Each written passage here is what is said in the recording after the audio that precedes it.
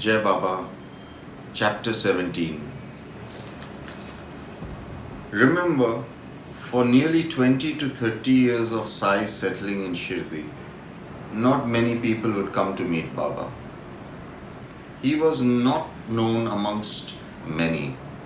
Just a few knew him, and especially amongst those who followed Swami Samarth, followed Baba. He was known in Shirdi and in a few towns and villages surrounding Shirdi, but his fame had not yet spread far and wide. Baba was happy to serve the few who came to him, and he was happy being thought of as a mad fakir, who had a habit of abusing, cursing and thrashing one and all whenever he saw fit to do so. The second phase of fame for Baba came after August 1886. It so happened that on 14th August 1886, Baba fell exceedingly ill. Baba suffered from severe asthma, which often made him gasp for breath. His breathing would get so labored that those who were close to him would often begin to weep, being unable to see Baba's suffering. Baba would smile and tell one and all not to worry. If this is what the Fakir wanted Baba to experience and go through, so be it. Baba was also tired and longed to merge with the One. He never said it openly, but he looked tired. There was so much taking place in the spirit dimensions, with Baba helping scores of souls to go through their lives with dignity in all the dimensions. Many people did not come to Baba physically, but Baba worked tirelessly in the astral and spirit world.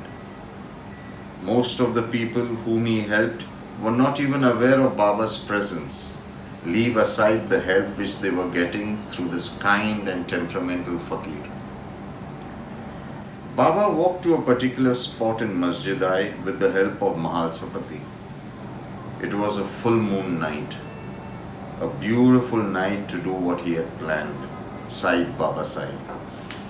He laid his head on Mahalsapati's lap. It was obvious that Baba was going through excruciating discomfort, but he smiled as though reassuring the worried Mahalsapati. Bhagat, listen to me carefully, Baba whispered as he labored to speak. Allah has decided that I leave this body. Don't get worried. Listen to me carefully.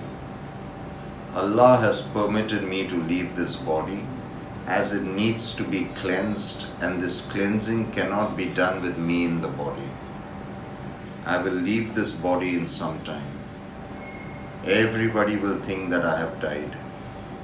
My body will show no signs of life, but remember one thing. The way I see it, I shall return to my body in 3 days. If I don't return to this battered body, then you see that plot of land?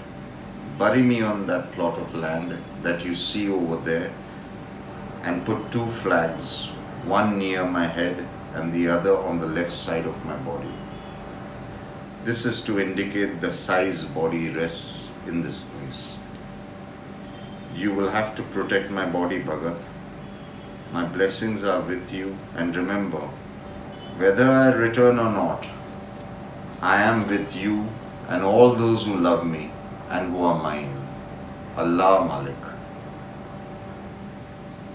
Saying this, Baba exhaled the sigh of release and slumped deeper into the lap of the weeping Mahalsapati.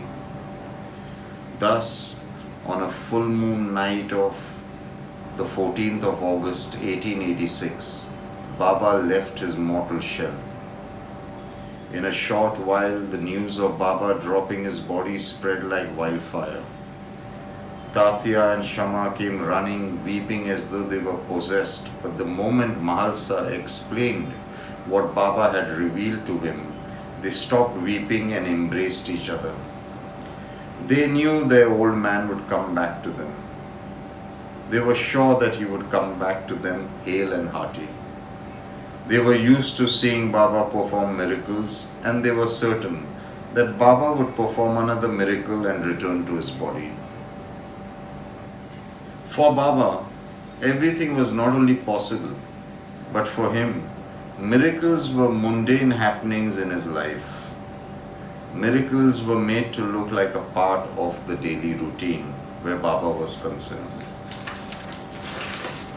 So the two men formed a protective ring around Baba and Mahalsapati. There were many who thought that Baba was just a madman, or worse, he was a fake and a fraud. Those who wanted to get rid of Baba began to insist that Baba be buried at the earliest.